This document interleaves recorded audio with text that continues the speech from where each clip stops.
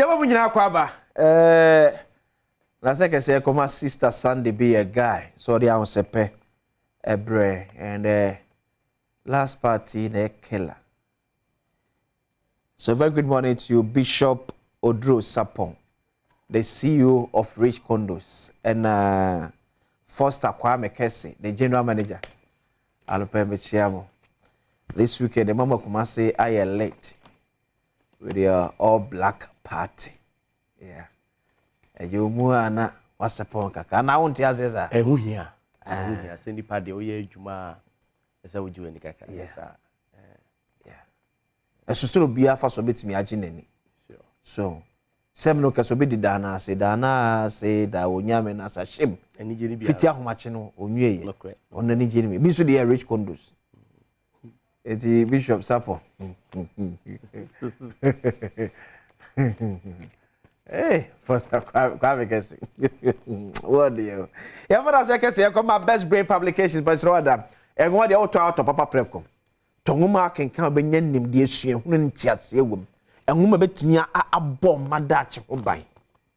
And a best brain, Eddie Abba, whom a bit to say creativity and imagination, student leadership, citizenship, critical thinking and problem solving. The Americans say, way near the say, I shall say, in fact, nursery one. And also study side way, critical thinking and problem solving. And on digital literacy collaboration of communication, Mr. The book should be able to be or Sabeka be at or one of them. Naka and penny for Aji at me, as wet. Send Nuana air quansa. Book should be able to be a Sabeka. One append to do to phrase 0507 200 200 0507 200 200 and 0504 200-300. Best brain publications. Tomorrow, education today.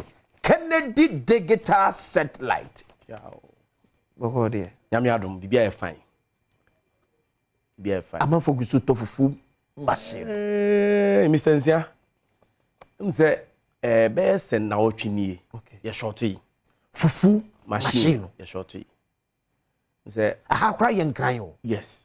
A shorty one cry. A shorty. The whole Ghana crown na say na ye breast ye best supply, but nyame hene zei stock no be bria samba. Okay. Na asidanka nyankopon say dawru na ye bochire Ghana fo gitum. San say misensia ekomo eya ohia so eya. E na oman na efim no. Se wo ye adwuma bosom ye katua na ya na ye de ne se betimi ahwe wo ne wo ma wo. Betimi edin. And na obi beka say bia corruption wo crew mu ana ye system nim ba ye nyina ye boa na ye tu ase de a na e wose obi aso ye a business owner. Okay. Who say we business owner na wo manage business and who say ene me ye obi de so me ye niye because e bia na wo so auto machine bi esi ba bi so obi fanya adwuma ma na wo ba na no so tete so abe ode enye ode ba business yam fa so de wo fufu pounding machine. Okay. Kennedy commercial fufu machine de bia ne da ye daga na fo asese Kennedy ne kofa baaye na manfo asua but one onim Kennedy de ne de omunim se no ne papa no nti o PBB se fufu machine na o de be business enya sika gu ne botum a ho no ko nti wo nso na ebie na your first time a wo hwe me wadom TV a nyabotre ne tie nkai bo we won fufu machine no ye ne kwan sonko se edi nti ne ye jai ye waduro ne ye wo ma no esi nchene akofa dade de awo fufu.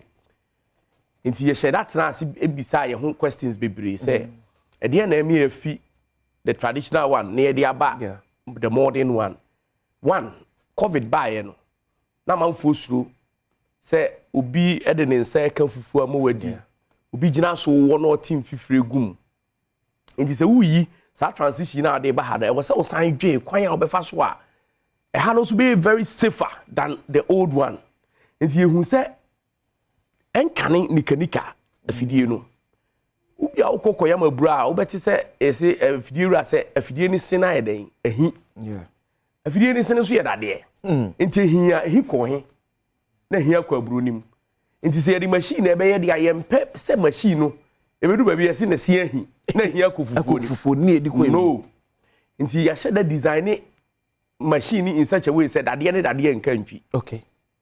Na mana kwa ko steady udi ehia wo matia edua wo matietia ibi na odi apushi fufuo no na machine ni twa ne ho sei okay nti machine ni machine dade ne dade nka ntwi nti machine ni aduane na di ahia onam ho keke nti se bantio se ye body o se mankani o se ye bayire na ade tumo machine na yam bayire na ye se machine ni twi machine bi na sana na sana yam okay nti very safe nti se wo ba bi na choba operator bi ti ono se odi fufu Kennedy fufu machine na wufu na mawa gitum safer wo wie so a esan so kama tehwa te se de dada na nti na no pay de sa enkyerechire de me cheche magana fo se hu se sa machine no very safe e de ma ya pom de obi a emra Kennedy digital satellite meto ne de enu achi wo ye teacher ni wo ye nurse ni wo ye judge wo ye lawyer wo ye obi a wankasa ye wadwuma na emom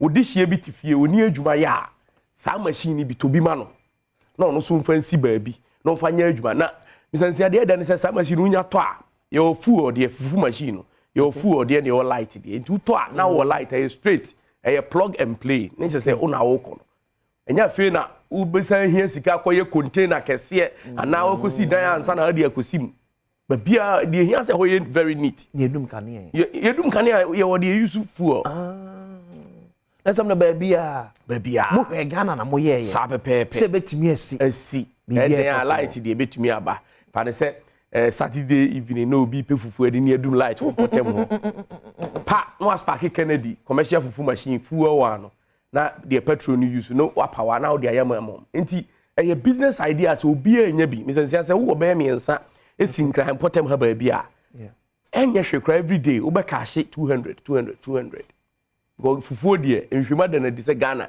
ye di fufu pa enti secret wo mu ni se u position a wo pem potem a ebia nipa dɔso ho a omutadi fufu na se opetwa ba bi na wa position ho na unya usika no sa pepe so ne yaye fufu abro machine no yaye abro machine e dey aba very portable no so esan yam abro in commercial quantities yam nkate yam ayuo nti no so unya bi na wo disi ba bi a ene edin enye nikanika asemo sa afidie ke dabi we dey portable a table yimpo so sen no but adwuma eye no eso ani so ka kire o maame eton more e wodwam ana so maame ye dokono ton ni nyina Kennedy abro machine mesra o numbers ni gu Adom TV ase anopa mi nkasa ma ne nye tenten fa number no na frɛ ye okumase ye family plaza dan ni mu wadum ene o patase police depot nchen ho a ho so udru ha Adom house your first floor kumase adum ho de ne de ho no kwa wo so hwe school udi ubisa obi ase o family plaza dan ni first floor wo so hwe school machines ni bebre ho ko na ko fa bi fa ya adwuma na ho tomra fie na anije mra fie we san se wo de hwese krom ha yetu aka 2000 na wo ma mienu a wo be den ahwe wo ba se wo machines yo na every day ma 200 cedis a multiply by 30 mo se fie asumdua ba ho afi wonya bi kura esen de bobra foforo ba enchenchen na bibia ye kama ni ba fufu machine abro machine ma ko machine bebre aba wo origin bi na opese utu bi na okoton anasa wo ye agent man ya number no negu Adom TV ase no wo de ne so be fa number no anopa ifre yen ni enu ni nkita ho na bibia anye kama krowe mu so me see fufu machine no papa bi wo ba bi a usanja Kennedy ho ade aka de wala bra Kennedy na beje papa no na bibia anye kama misansia ye o mako machine so o choba fo restaurant fo mo am yam mako bebre mo yam atosode ne garlic mo ne nioma bebre no eno ebe ye sa adwuma na ma unsusu u pa adwuma ya atosa mako machine bi ukodwemo a ba bi atunto tomatoes onion jene ne ade ne ho pe ba bi na fasi e ma ne ba dwom so mo beto sa adwuma na waje no ahohoro ho no ayam na ono na ekọ no we nyina ye business a ho ba yam abunu no obi etwen sa ebia yam na adwuma ne ntwa de kaboso me obi kura etwen so betene ku fado nchen bi me sraw ma me papa obawie Poly University bibia otifia wonya adwuma nye wa ye national service awie ye mfrɛ no ade na wonto machine yenu mi nsama no na won ne ntra ase nkyerɛ ne sɛ nipa opese odi yi a ɛsɛ do hyase de won sa eye bibi na on start nya adwuma no afi bedu ba bi ko bɛka sɛ school no ko wo de obɛkwa ba no de aba ye den aba business na bibia ye kama nti me pa atwa numbers ni gu Adom TV ase wo fa no afrɛ na asomdua ba fie yenko home appliances ne so nana abrochire ye ba bi a ɔmo mfa energy eni agro sɛ nyina ma hoden ka ne ɔmo de bedi agro da bi enu nti na kwasi broni se ni TV ho tetwuma papa no ayi akosi abonten ne washing machine ho tetwuma no ayi di akosi abonten oh se bibi bia electric firm no ho tetwuma pa no ayi asi abonten ni nyina ne se opese o conserve energy because e ho see doom light 5 minutes kra enipa ebewu no edoso enu nti na se Ghana fo yenso yehu a upe fridge atomo no upe air condition atomo no upe TV atomo no na emoma ya na ebi bo eden enu nti na ya ma obi ya se obi amenkoto home use but en need that so aba ma wa wo hwe mo Adom TV bra Kennedy digital satellite make say home theaters a de aba no ese wani so ka che ne bo so wo form da form a che say ankra youth yi obi a betumi anya bi na mranti aba ma mo aba so mo siesie mo dan mu pa me sre air condition minim se bia wo ye estate developer na se bia wo sidan a wo ton wo ye hostel how they rent hotel ye the air condition bia ba use R410 gas okay air condition e twena ho den fi gas ni mu no we use electricity their power okay nti antwe nyina ma ho den kanea kra wo de ane se wo benya bia bo dem Kennedy digital eye brutal mo ye brutal essential but we ma me ni adanse bi dan ma na from 0243 074 750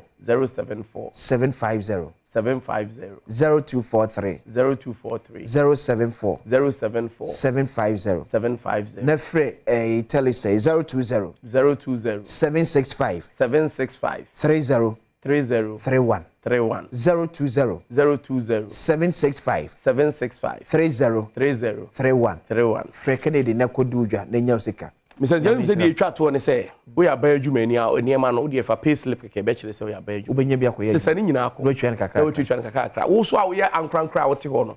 Wait, if it's not 2 months. Now, the arbitrary and what business. But I say, Kennedy digital satellite for or Madame Madame Alcomochi, it's me to come on China, Copen Mapa, a ton tonne be on Quan Check, name Kusu, Debbie.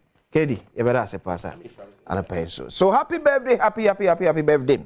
And confirm unyer mo modium birthday and day first one and come me ankasa me second born Bismarck akwesi boati na o birthday nyamba ne da so no Mr. Mother we ma bonde first one come me ankasa me ba Bismarck akwesi boati ene your birthday ne wonya 6 years yakopon hira na onyo kese kwapem so be ye kese pass from myself o ma me onuanum Nathan na Faith Thomas nyase we show happy birthday. Then happy birthday and confirm Dinah Esnam from Brother Kobe.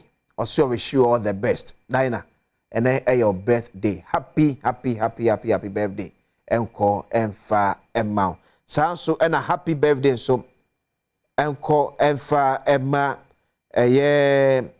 Faith Evangeline at the Patavia and then also birthday. Happy birthday.